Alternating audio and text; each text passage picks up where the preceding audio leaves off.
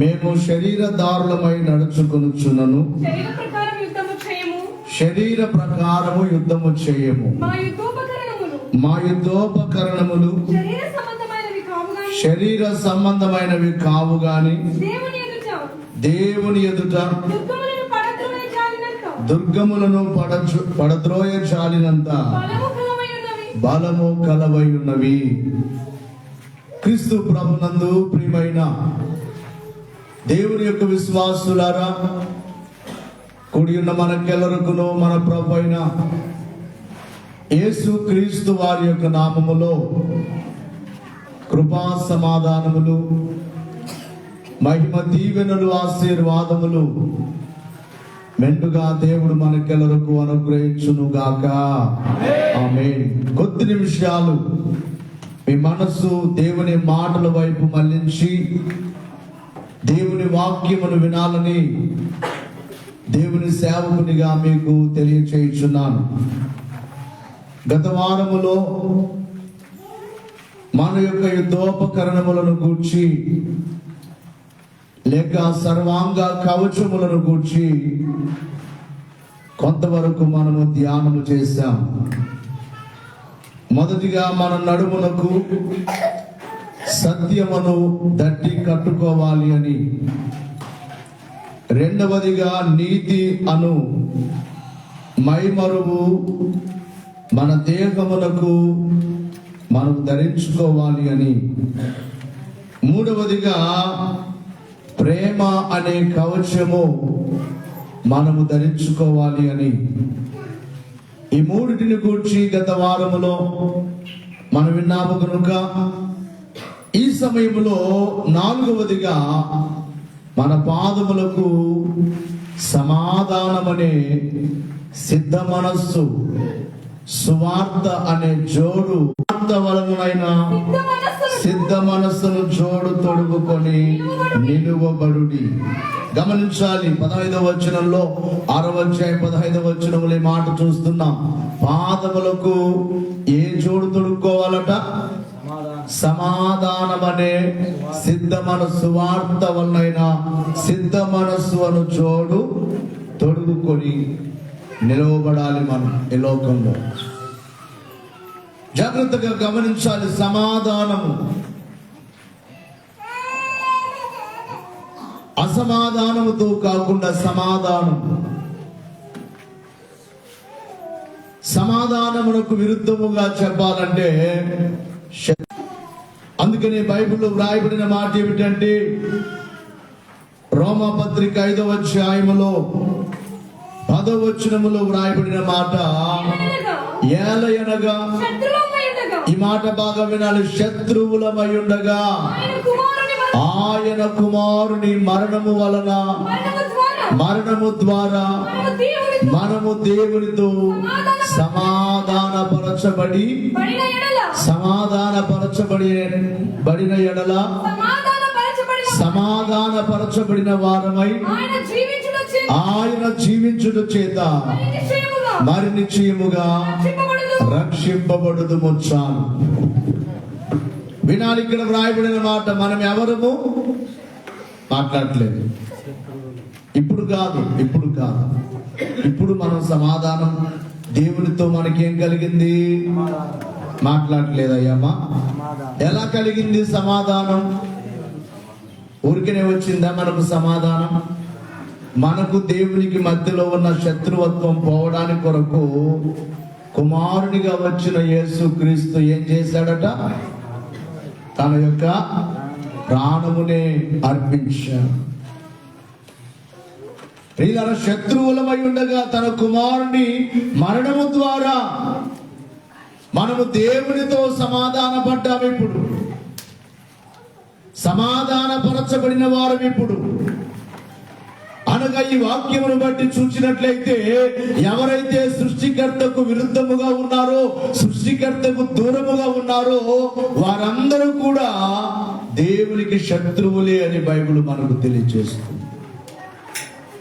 శత్రువులమైన మనల్ని ఆయన సమాధానపరుచుకున్నాడు.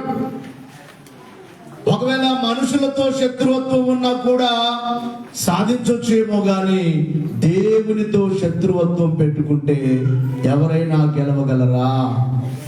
మాట్లాడలేదు. సృష్టికర్తనే శత్రువుగా చేసుకొని ఎవరు బ్రతకగలరు ఈ భూమి మీద? ఎవరు ఆయన జయించగలరు? అందుకే ఆయనకు విరుద్ధముగా మాట్లాడిన వారు ఎందరో ప్రపంచంలో చూస్తాం. ఆయనకు విరుద్ధముగా మాట్లాడిన వారు ఎందరో వారి అంతరించిపోయారు. దేవునికి శత్రువులుగా ఉండి ఎవరేమీ చేయలేరు. అదే మాట పౌలు భక్తుడు అంటాడు, మీరు అనేక మంది మీలో ఎలా ఉన్నారంటే సిలువ వేయబడిన క్రీస్తుకు సిలువకు శత్రువులుగా ఉన్నారు అంటారు. కొంతమంది దేవుని యొద్దకు వచ్చి కూడా సిలువ వేయబడిన యేసును నమ్మి కూడా ఇంకా ఆయనకు శత్రువులుగా బ్రతికే వారుగా ఉన్నారు. శత్రువులుగా, దేవునికి శత్రువులుగా ఉండి ఏమీ సాధించారు. 2వ పత్రిక కొరింథీ 2వ పత్రికలో 5వ అధ్యాయం 18వ వచనం నుండి చూస్తే సమస్తమును దేవుని వలననైనవి ఆయన మనలను క్రీస్తు ద్వారా. బాగా వినాలి. సమస్తము ఎవరి వలనైనవట? దేవుని వలనైనవి. ఆయన మనలను క్రీస్తు ద్వారా తనతో సమాధానపరచుకొని. ఇక్కడ కూడా బాగా వినాలి. ఎవరితో సమాధానపరచుకొని? తనతో. వార్త ఏమిటంటే దేవునితో మీరు సమాధాన పడండి. సమాధానపరచడానికి తన కుమారుని ద్వారా దేవునితో మనం సమాధానపరచబడడానికి తన కుమారుని దేవుడి లోకానికి పంపించాడు. కనుక ఇక్కడ మనము తొడుక్కోవలసిన జోడు ఏమిటంటే సమాధానము. అంటే సమాధానమైన మార్గములో మనము నడవాలి. దేవునికి ఇష్టముగా మనము జీవించాలి. వ్యతిరేకముగా నడిచినట్లయితే అది నీకు ప్రమాదమే. సమాధాన మార్గములో. అది బైబిల్లో ఇంకొక మాట రాయబడింది, సమాధానమును వెంటాడి అందులో మనము నడవాలట. సమాధానమును వెంటాడి పాపమునకు దూరముగా పారిపోండి, సమాధానమును వెంటాడండి. కాబట్టి సమాధానం అనబడే జోడు మన పాదములకు తొడుక్కోవాలి. దేవునితో సమాధానముగా ఉండాలి. ఇంకొక మాట చెప్పే మాట ఏమిటంటే అందరితో సమాధానముగా ఉండాలి. ఎవరితో మనకు భేదములు వద్దు, వాదములు వద్దు, భేదములు వద్దు అన్నారు దైవజనులతో దేవుడు. వాదములు కలహములు మాని వరుసగా సత్యము వినవలెను. వాదము వలన భేదము కలుగును, వరుసయే మొదలంటను చనిపోవును అన్నారు. కనుక సమాధానము బైబిల్ మనకు చెప్పేదంతా కూడా సమాధానముగానే ఉండండి. కొండ మీద ప్రసంగములో ప్రభువు యేసుక్రీస్తు వారు చెప్పిన ప్రసంగం. కొండ మీద ప్రసంగం అంటే అందరికి ఇష్టమే. ఇష్టపడని వారు ఎవరు ఉండరు. ఆయన మాటలు అంత మధురమైనవిగా మనకు కనబడుతూ ఉన్నాయి. కొండ మీద ప్రసంగములో 5వ అధ్యాయం మత్తయి సువార్త 10వ వచనములో ఒక మాట ప్రభు చెప్పుచున్నారు. ఇక్కడ సమాధానమును గూర్చి. సమాధానపరచువారు ధన్యులు, వారు ఎవరి కుమారులు? గట్టిగా చెప్పాలి. సమాధానపరిచేవారు. జాగ్రత్తగా వినాలి. ఎవరైనా వచ్చి మీ ముందుకు వచ్చి మిమ్మల్ని అలాగ అన్నారని చెప్పారనుకోండి, మీకు ఏమొస్తుంది? మీకు వెంటనే అంత మాట అంటాడా నన్ను, అంత మాట నిందా నన్ను, చూస్తామని సంగతి అంటారు. సమాధానం ఉన్నట్లా కాదు. వాళ్ళు ఏదో చెప్పారు, వాళ్ళ మాట విని మనం గొడవ పెట్టేసుకున్నాం అనుకోండి, గొడవ ఎక్కువైపోతుంది. అందుకని సమాధానం. కొంతమంది గొడవ పెట్టేవారు ఉంటారు, మండే మంటలో పెట్రోల్ వేసేవారు ఉంటారు. దేవుని పిల్లలు అలా ఉండకూడదని సమాధానపరచాలి. ఏదైనా గొడవ జరుగుతుంటే కూడా అందులో సమాధానం. ఎందుకు గొడవ పడుతున్నారు? సమాధానంగా ఉండండి. భార్య భర్తలు గొడవ పడుతుంటే ఆ పెద్దలైన వారు, ఇంట్లో పెద్దలైన వారు సమాధానంగా ఉండండి. ఏంటి మీరు? దేవుని పిల్లలు ఎప్పుడు కోరుకోవలసినది సమాధానమే. బైబిల్ చెప్పే మాట, యేసు ప్రభువారు చెప్పిన మాట ఏమిటంటే సమాధానపరచువారు ధన్యులు, వారు ఎవరి కుమారులు? మాట్లాడలేదు. ఇంకా రివర్స్ లో నేను చెప్పను. సమాధానపరచని వారు ఎవరి కుమారులు మీరే తెలుసుకోండి. సమాధానపరిచేవారు దేవుని కుమారులు అన్నాడు యేసయ్య. సమాధానమునే ఒక జోడుగా తొడుక్కొని లోకములో మనం జీవించాలి. అదే మనకు కంచె. సమాధానమే మనకు కవచము. ఇక ఐదవదిగా చూసినట్లయితే విశ్వాసమును డాలు. పూర్వదినాల్లో రాజులైన వారు యుద్ధమునకు వెళ్ళినప్పుడు సైనికులైన వారి చేతుల్లో ఒక చేతిలోనేమో ఖడ్గం ఉంటుంది, మరొక చేతిలో ఏముంటుంది? డాలు ఉంటుంది. ఈ రోజున కూడా మనం చూస్తాం. ఒక్కోసారి గొడవలు ఎక్కువైనప్పుడు పోలీసు వారు ఒక చేతిలో కర్ర పట్టుకుంటారు, ఒక చేతిలో ఏం పట్టుకుంటారు? వారికి అడ్డుగా ఉండడానికి ఏమంటారు దాని భాషలో? దేవునికి మహిమ కలుగును గాక. కుమార్ పోలీసు చదివాడు కాబట్టి తనకు తెలిసేమో. దేవునికి మహిమ కలుగును గాక. ప్రియులారా, రక్షణ డాలు అనేది ఒక విశ్వాసము. దేవుని పిల్లలైన వారు డాలు పట్టుకోవాలట. ఏ డాలు అంటే విశ్వాసం అనే డాలు. శత్రువు ఎన్ని బాణాలు వేసినా, ఎన్ని మన మీదకి రాళ్ళు వేసినా, ఎన్ని మన మీదకి వేసినా అవి మనకు తగలకుండా ఉండాలంటే ఏ డాలు పట్టుకోవాలి? విశ్వాసం అనే డాలు. ఒకసారి వాక్యములో ఆ మాటను మనం చూద్దాం. పరిశుద్ధ గ్రంథంలో ఎఫెసీ పత్రిక 6:16 ఇవన్నీ గాక విశ్వాసమును డాలు పట్టు. మీరు మొదటిగా నడుమునకు సత్యమనే దట్టి కట్టుకున్నారు, నీతి అనే మైమరువు తొడుక్కున్నారు, ప్రేమ అనే కవచము ధరించుకున్నారు, సమాధానం అనే జోడు తొడుక్కున్నారు. ఇవన్నీ గాక ఇంకా ఏం పట్టుకోవాలట? విశ్వాసమును డాలు పట్టుకోండి. అనగా ఈ డాలు మనకు రక్షణ. ఏమిటి డాలు? ఏ డాలు? విశ్వాసం. ఎంతమంది దేవుని నమ్ముచున్నారు? కొందరు దేవుని నమ్మిన ఇంకా విశ్వాసపు మాటలే. దేవుని యొద్దకు వచ్చేవారు ఎలా ఉండాలని దేవుని వాక్యం చెబుతుంది. ఎబ్రీ పత్రికలో 11వ అధ్యాయములో 6వ వచనములో వ్రాయబడిన మాటను చూసినట్లయితే, దేవుని యొద్దకు వచ్చువాడు ఆయన ఉన్నాడు నీవు నన్ను వెదకు వారికి ఫలము దయచేయువాడు నీవు నమ్మవలెను కదా. దేవుని యొద్దకు వచ్చేవారు ఎవరున్నారని రావాలట? మాట్లాడలేదు.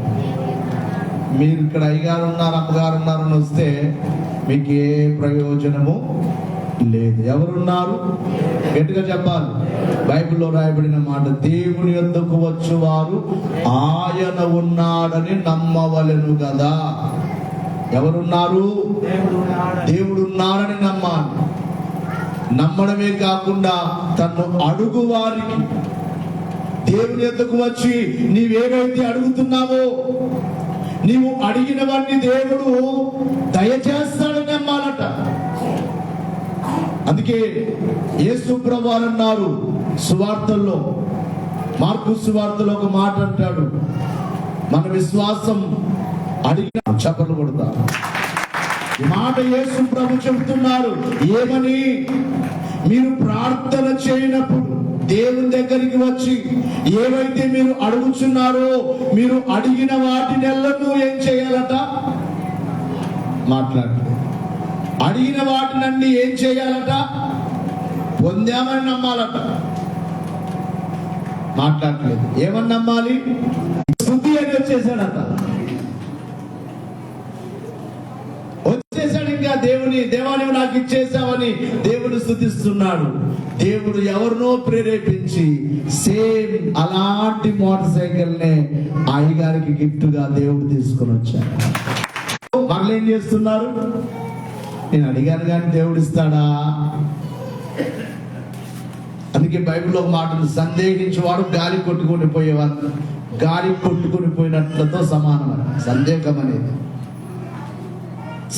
అనేది గాలి కొట్టుకొని పోయిన జీవితం. నిలకడలేని జీవితం. యాకోబు పత్రికలో మాట రాయబడి 1వ అధ్యాయం 6వ వచనములు. యాకోబు పత్రిక 1వ అధ్యాయం 6వ వచనం. అయితే అతడు ఏ మాత్రమును సందేహింపక. దేవుణ్ణి అడిగేవారు ఎలా అడగాలంటే ఏ మాత్రమును సందేహింపక విశ్వాసముతో అడగవలెను. ఎలాగో అడగాలట? విశ్వాసముతో అడుగవలెను. సందేహించువాడు గాలి చేత రేపబడి ఎగిరిపడు సముద్ర తరంగములతో పోలియుండు. సందేహించేవాడు గాలికి ఎగిరిపడే సముద్ర తరంగములకు పోలినవాడు. దేవుని అడిగేవారు సందేహముతో అడగద్దు. అందుకనే నీవు నమ్మకుండా ఆయన ఏ కార్యము చేయడు. నీలో విశ్వాసము లేకుండా ఏ కార్యము జరగదు. అడగాలి, నమ్మాలి, అడగాలి, నమ్మాలి. మన 3 మందిరాలు ఒకే రోజు ఓపెనింగ్ అవ్వాలని చాలా రోజులు ప్రార్థన చేయాలి. గట్టిగా చెప్పాలి, నమ్ము. దేవుని ద్వారా నీవేది పొందుకోవాలనుకుంటున్నావో, నీ జీవితంలో ఏది కొదువుగా ఉన్నదో, అనారోగ్యముతో ఉన్నావా, దేవుడు నాకు ఆరోగ్యమునిచ్చారని నమ్ము. శ్రమలో ఉన్నావా, దేవుడు నా శ్రమ తీసివేశాడని నమ్ము. ఇబ్బందుల్లో ఉన్నావా, దేవుడు నా ఇబ్బందులు తీసివేశాడని నమ్ము. బిడ్డలు లేకుండా ఉన్నావా, దేవుడు నాకు సంతానం ఇచ్చాడని నమ్ము. ఉద్యోగం లేకుండా ఉన్నావా, దేవుడు నాకు ఉద్యోగం ఇచ్చాడని నమ్ము. పంటలో నష్టమైపోయిందా, దేవుడు నా పంటను ఆశీర్వదించాడని నమ్ము. గృహము లేదా, దేవుడు నాకు గృహం ఇచ్చాడని నమ్ము. ఏదైతే నీకు లేదో అది దేవుడు నాకు ఇచ్చి వేశాడని నమ్మాలి. నమ్మకపోతే నీ జీవితము వ్యర్థం. నువ్వు దేవుని దగ్గరకు వచ్చినా కూడా వ్యర్థమే. అడుగుదాం, నమ్ముదాం. రాత్రి కూడా ఉదయం ఆరాధన, ఒక్కోసారి శనివారం కూడా నిద్ర పట్టదు. గోనాల్లో మందిరం, అది ఒకవైపు అంతా పాడైపోయింది. అక్కడ మందిరం వేయాలి, స్థలం కోసం చూస్తున్నాం. దేవుడు కార్యం జరిగిస్తాడు. ప్రార్థన చేస్తున్నాం. అద్భుత రీతిగా అక్కడ మందిరం కట్టబడాలి. దేవునికి మహిమ కలుగును గాక. చాలా సేపు ప్రార్థన చేయడం జరిగింది. ప్రభువా, నువ్వు జరిగిస్తావు, ఎంత చేసావు, నువ్వు చేస్తావు, చేయనైనా. అడగాలి, పొందాలి, అడగాలి, పొందాలి. మీరు ప్రార్థన చేసినప్పుడల్లా మీరు అడిగిన వాటినెల్లను పొంది ఉన్నామని నమ్మండి. నమ్మకున్న కార్యం జరగదు. ఇదే డాలు. ఏ డాలు చెప్పండి? విశ్వాసం అనే డాలు. దేవునికి మహిమ కలుగును గాక.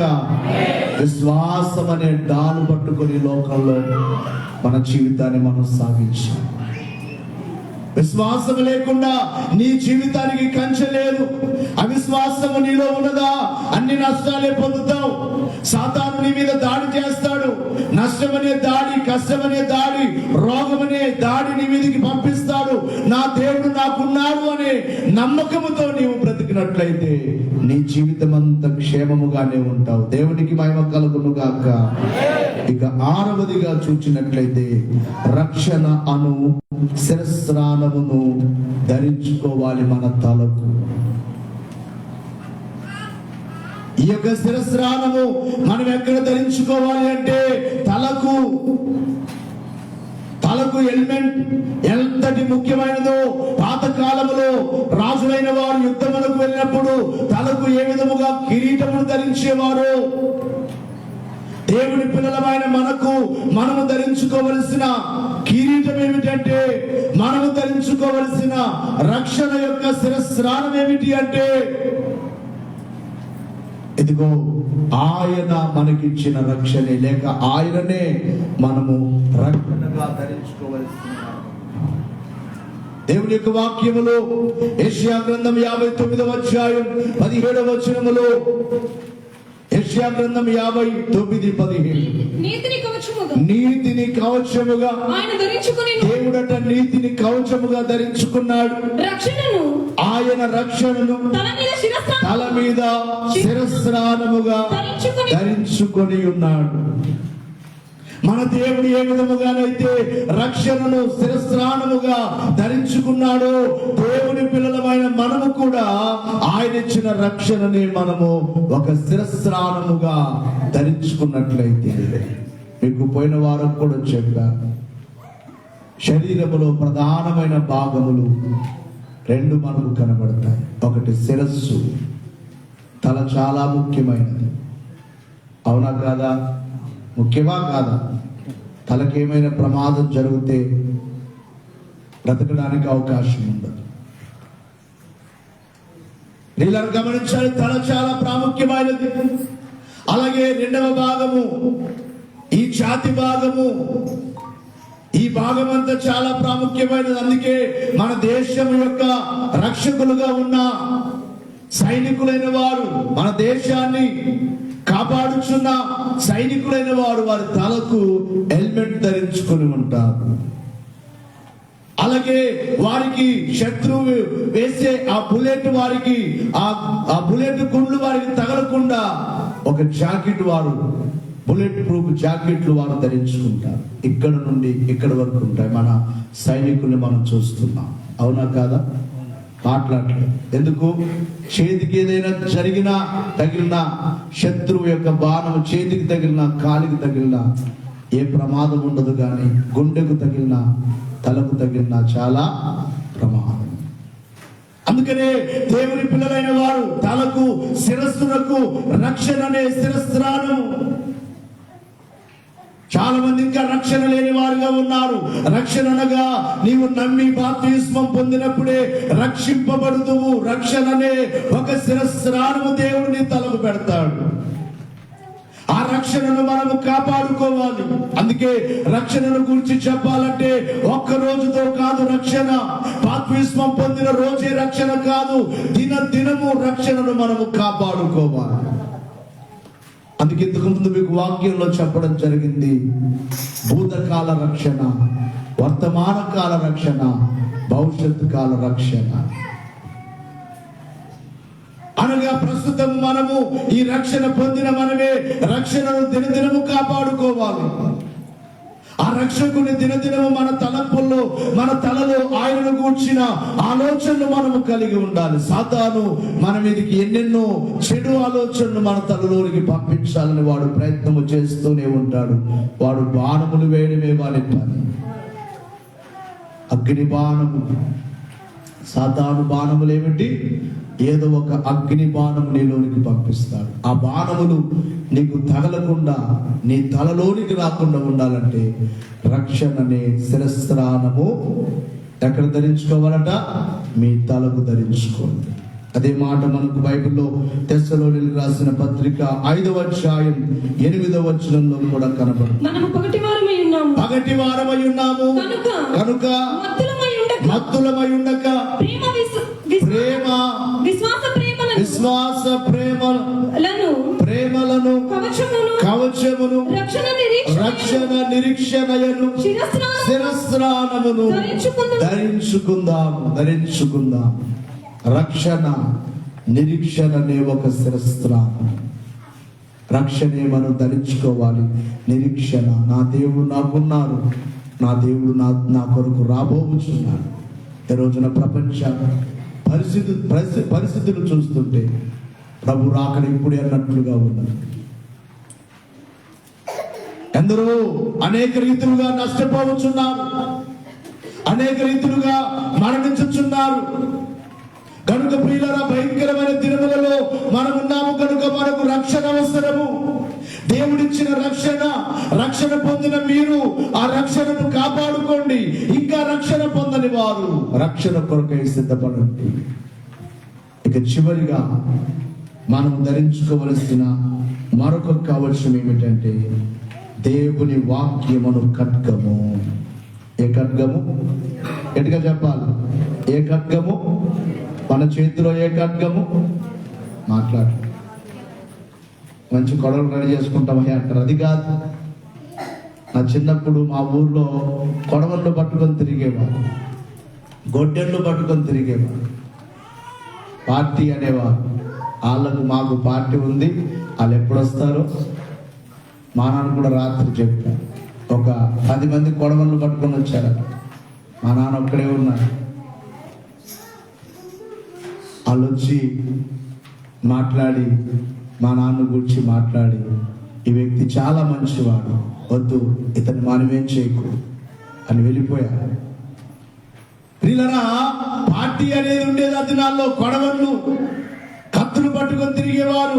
బైబిల్లో యేసు ప్రభు చెప్పిన మాట, కత్తి పట్టినవాడు, చెప్పండి గట్టిగా, కత్తి పట్టినవాడు కత్తితోనే నశిస్తారు.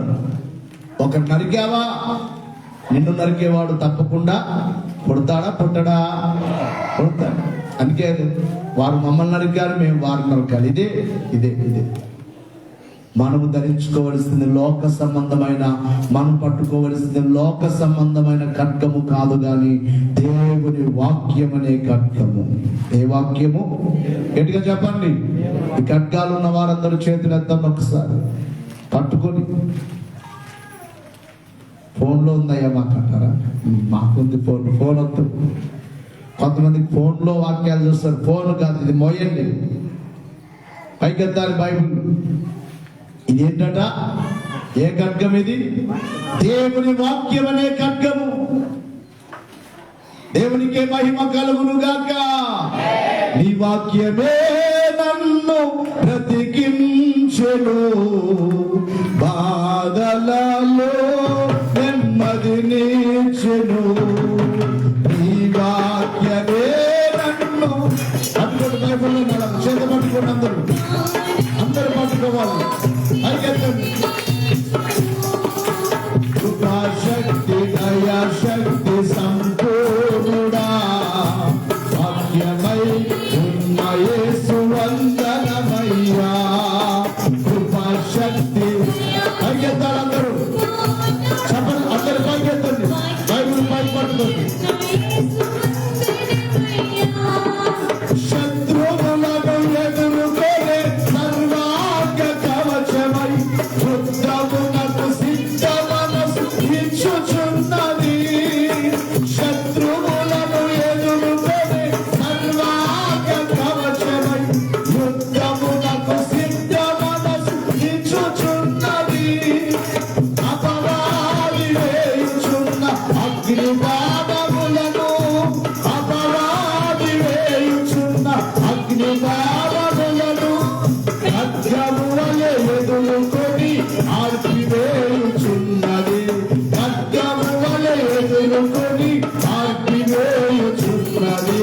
నీ వాక్యమే నన్ను బ్రతికించెను, బాధలలో నెమ్మదినిచ్చెను.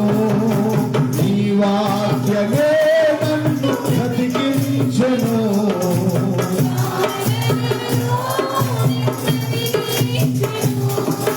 కృపాశక్తి దయాశక్తి సంపూర్ణుడా, వాక్యమై ఉన్న యేసు వందనమయ్యా. కృపాశక్తి దయాశక్తి సంపూర్ణుడా.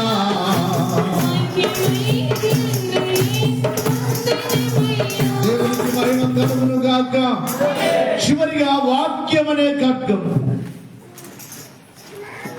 దేవుని వాక్యమును గూర్చి బైబిల్లో అనేకమైన మాటలు మనకు కనబడతాయి. కీర్తనల గ్రంథము 149వ సంకీర్తన 9వ వచనాన్ని ఒకసారి చూస్తే, 149:9 విధింపబడిన తీర్పు వారి నడుపుటకును వారి చేతిలో రెండంచులు గల ఖడ్గమున్నది.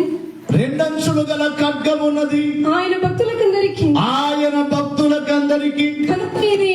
అమ్మా, ఘనత ఇది, ఘనత ఇదే. యెహోవాను స్తుతించుడి. వారి యొక్క చేతుల్లో ఏమున్నది అంటే రెండంచుల ఖడ్గమున్నది. యెహోవా భక్తులందరికీ ఘనత ఇదే. మరొకసారి చదువమ్మా. విధింపబడిన తీర్పు వారి మీద నడుపుటకును వారి చేతిలో రెండంచులు గల ఖడ్గమున్నది. ఆయన భక్తులందరికీ ఘనత ఇదే. చెప్పకూడదా? ఎవరో ఏమనుకుంటారని బైబిల్ తీసుకొచ్చుకోకుంటున్నారు. మనందరి ఘనత ఏమిటి?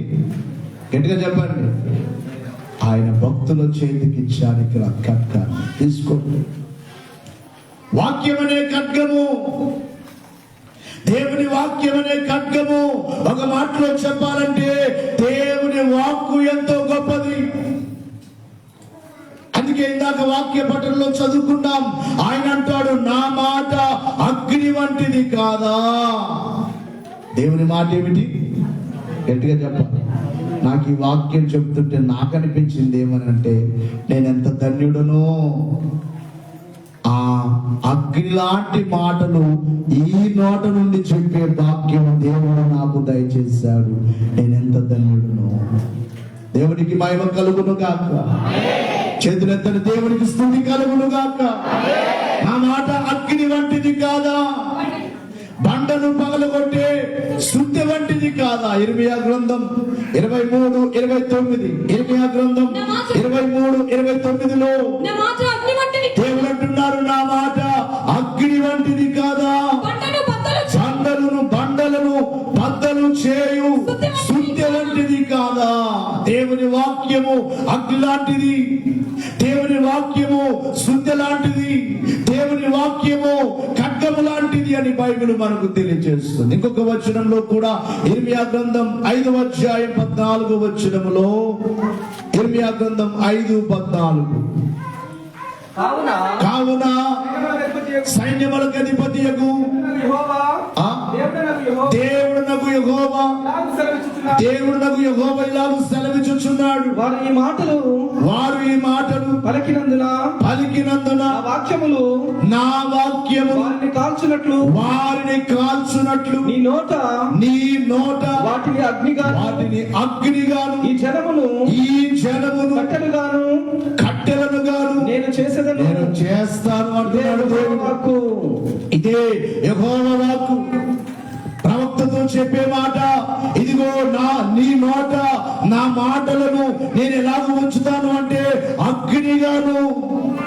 అగ్నిగాను ప్రజలను నేను ఎలా ఉంచుతానంటే కట్టెలను గాను. అందుకని దేవుని వాక్కు చాలా ప్రాముఖ్యమైనది. వాక్యం ఒక మాటలో చెప్పాలంటే దేవుని వాక్యం ఎంత గొప్పదో, దేవుని వాక్కు ఎంత గొప్పదో. ఆది యందు వాక్యం ఉండెను, ఆ వాక్యము దేవుని యందు ఉండెను, ఆ వాక్యమే దేవుని ఉండెను. కలిగి ఉన్నదేది ఆయన లేకుండా కలగలేదు. ఈ సృష్టినే, ఇంత పెద్ద భూమినే, ఇంత పెద్ద ఆకాశమునే కలుగుగాక అని ఆయన నోట నుండి వచ్చిన వాక్యే ఈ సృష్టి. చెప్పకూడదా? అయ్యారు పాడొచ్చు, భక్తులు పాడొచ్చు అన్నారు. బయలు పడేను నీ వాక్యే సృష్టి, బయలు పడేను నీ వాక్యే బైబిలు, బయలు పడేను నీ వాక్యే సృష్టి, బయలు పడేను నీ వాక్యే బైబిలు, బయలు పడేను నీ వాక్యే సంగము, బయలు పడేను నీ వాక్యే సంగము, బయలు పడేను బైబిలు ప్రవక్తకు, బయలు పడేను బైబిలు ప్రవక్తకు రాయ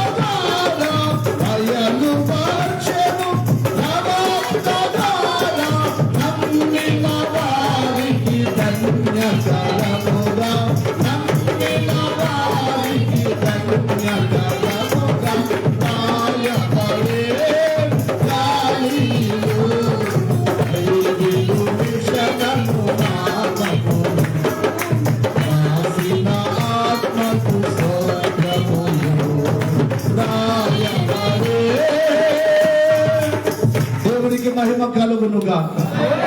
దేవుని వాక్యే సృష్టి. ఎంత గొప్పది దేవుని మాట. అందుకని ఆ మాటలు పట్టుకోవాలి మనం. ఆ మాటలు ఖడ్గముగా, ఆ మాటలు ఖడ్గం వంటివి, ఆ మాటలు అగ్ని వంటివి. ఆ మాటలు మన నోట వ్యర్థమైన మాటలు కాకుండా నీ నోరు తెరిస్తే దేవుని మాటలే నీ నోట పలకాలి. ఇక్కడ అంటున్నాడు కదా, నీ నోట నా మాటలను అగ్నిగా ఉంచుతాను. ఒకవేళ దేవుని మాట నీ నోట ఉన్నట్లయితే నేనెవరేమీ చేయలేదు. నీ నోట దేవుని మాటలు ఉన్నాయి. ఆ మాటలను ఇదిగో ప్రజలకు కట్టెలుగా చేస్తానంట. అవును, దేవుని వాక్కు కలిగిన వారితో మనము జాగ్రత్తగా ఉండాలి. దేవుని వాక్కు ఎవరితోనైనా నీవు గెలవగలవేమో. రాజులే ఓడిపోయారు, చక్రవర్తులే ఓడిపోయారు. నీవు ఎంతటి వాడవైనా దేవునికి మహిమ కలుగును గాక. దేవుని వాక్కు అంత గొప్పది. ఆ వాక్కునే పట్టుకుని బ్రతుకుతాం. అదే ఒక ఖడ్గముగా పట్టుకుని లోకంలో మనం బ్రతుకుతాం. అందుకే బైబిల్లో రాయబడిన మాట, జీవవాక్యమును చేత పట్టుకొని, ఏం చేత పట్టుకొని? జీవవాక్యమును చేత పట్టుకొని లోకములో మనం ఎలా బ్రతకాలంటే జ్యోతుల వలె బ్రతకాలంట. ఈ వాక్యం ఏం చేస్తుందంటే నీ లోపలికి దూరుతుంది, నీ అంతరంగంలోనికి దూరుతుంది, నీ హృదయంలోనికి దూరుతుంది, నీ మూలుగులోనికి దూరుతుంది అని ఇందాక వాక్య పఠనంలో చదువు. కొన్ని ఎకరాల బంగళా కలిగిన వాడు, పెద్ద ఆస్తి పరుడు, కోట్ల ఆస్తులు ఉన్నవాడు. బైబిల్ అనే పేరు, దేవుని వాక్యం అనే పేరు లేకుండా చేస్తా అన్నాడట. జరిగినది ఏమిటంటే ఇప్పుడు ప్రస్తుతానికి అంత శక్తి ఉన్నది వాక్యంలో. తెలియక చాలా మంది ఈ వాక్యమును, ఒక భక్తుడు ఆయన మాట్లాడుతూ అన్న 200 సార్లు చదివాడట బైబిల్. ఎన్నిసార్లు? గట్టిగా చెప్పాలి. 200 సార్లు చదివిన బైబిల్. ఆయన చెప్పిన సాక్ష్యం 200. నీ పుస్తకాలు చదివావు అనుకోండి, బాగా అర్థమవుతుంది, నీ జీవితం అభివృద్ధి అవుతుంది. కనుక ప్రియులారా, దేవుని వాక్యం అనే ఖడ్గము, శత్రువు ఎన్ని బాణములు వేసినా శత్రువుకు సైతాను గురించి మీకు రేపు వారం చెప్తాను. సమయం అయిపోయింది. ఎందుకు మనం యుద్ధం చేయాలి, ఏంటి సాతాను గాని పనులేంటి అనేది వచ్చేవాడు. అమ్మ ఎక్కడుంటాడు? వాక్యంలో చూడండి ఒకసారి. యాకోబు పత్రిక 4వ అధ్యాయం 7వ వచనం. కాబట్టి దేవునికి లోబడి ఉండుడి, అపవాదిని ఎదిరించుడి, అప్పుడు వాడు మీ ఎదురు నుండి పారిపోవును. ఎక్కడి నుండి? ఇప్పుడు చెప్పండి, ఎక్కడుంటాడు వాడు? నీ ప్రక్కనే ఉంటాడు, బయట కాసుకొని ఉంటాడు. ఎప్పుడు బయటకు వస్తావా? మందిరంలో నుంచి బయటికి ఇక్కడున్నాడట, మాట్లాడలేదు. మీ ప్రక్కన లేడేమో, సైతం మీ ప్రక్కన లేనట్టుగా ఉన్నాడు. అందుకే మీరు పాడొచ్చు. ఎవరితోనైనా నిన్ను ఏమైనా అనిపిస్తాడు, అలలేకెళ్ళి నీతో గొడవ పెట్టించడానికి, నీలో సమాధానం లేకుండా చేయడానికి, నీ ఇంట్లోనే నీ భర్తతోనూ నీ భార్యతోనూ ఏదో అన్నను ప్రియులారా తిరిగి ఏమియు అనవద్దు ప్రియులారా. ఏం చేయండి?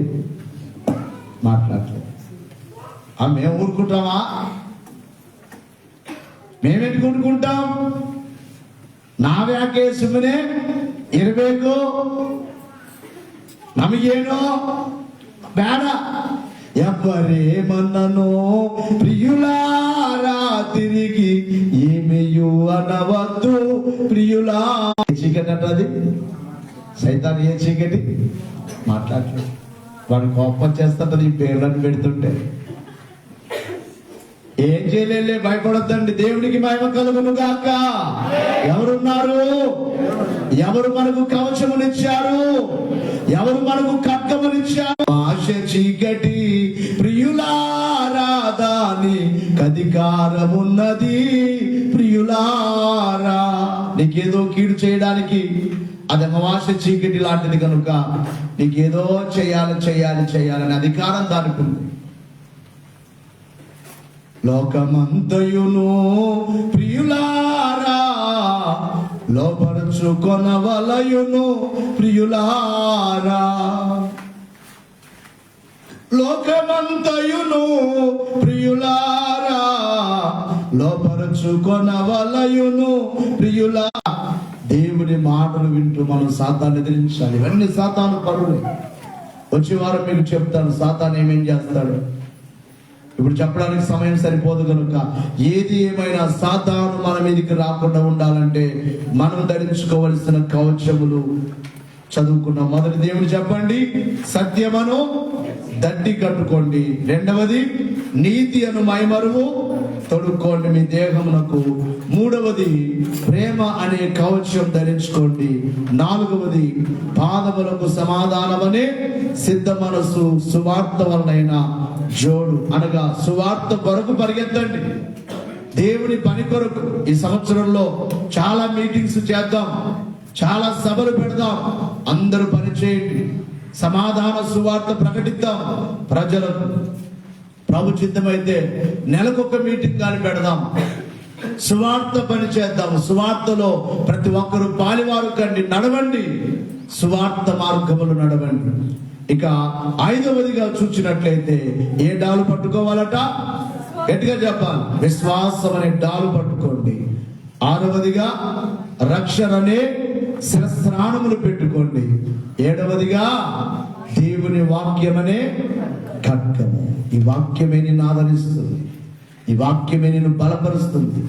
ఈ వాక్యమే నీ కన్నీళ్లు తుడుస్తుంది. ఈ వాక్యమే నీవు శ్రమలో ఉంటే నీ శ్రమను తీసివేస్తుంది. ఈ వాక్యమే నీకు స్వస్థత కలిగిస్తుంది. అందుకే ఒక మాట బైబిల్లో వ్రాయబడి ఉంటుంది. యెషయా గ్రంథం 1వ అధ్యాయం 19-20 వచనాల్లో లాస్ట్ గా ఆ మాట చదువుకుందాం. దేవుని వాక్యము ఎంత గొప్పదో, దేవుని మాట ఎంత గొప్పదో. లేచి నిలబడదాం, ముగించుకుందాం. అందరూ లేచి నిలబడాలి. చదవమ్మా. మీరు దేవుడు అంటున్నారు, సమ్మతించిన మాట వినిన ఎడల మీరు భూమి యొక్క మంచి పదార్థములను భుజిస్తారు, అనుభవిస్తారు. బాగా వినాలి. ఎవరి మాట వింటే? గట్టిగా చెప్పాలి. మీరు మాట్లాడలేదు. మీరు మాట్లాడకపోతే చెప్పడానికి నాకు ఇష్టం ఉండదు. చెప్పండి, ఎవరి మాట? దేవుని మాట వింటే మనం ఏం తింటామట? భూమి యొక్క మంచి పదార్థములు భుజిస్తారు. ఆ తర్వాత ఒకవేళ దేవుని మాట మీరు సమ్మతింపకపోతే, వినకపోతే, తిరుగబడిన ఎడల నిశ్చయముగా మీరు ఖడ్గము పాలైపోతారు. దేవుడే ఈ మాట చెబుతున్నాడు. యెహోవా ఇలాగు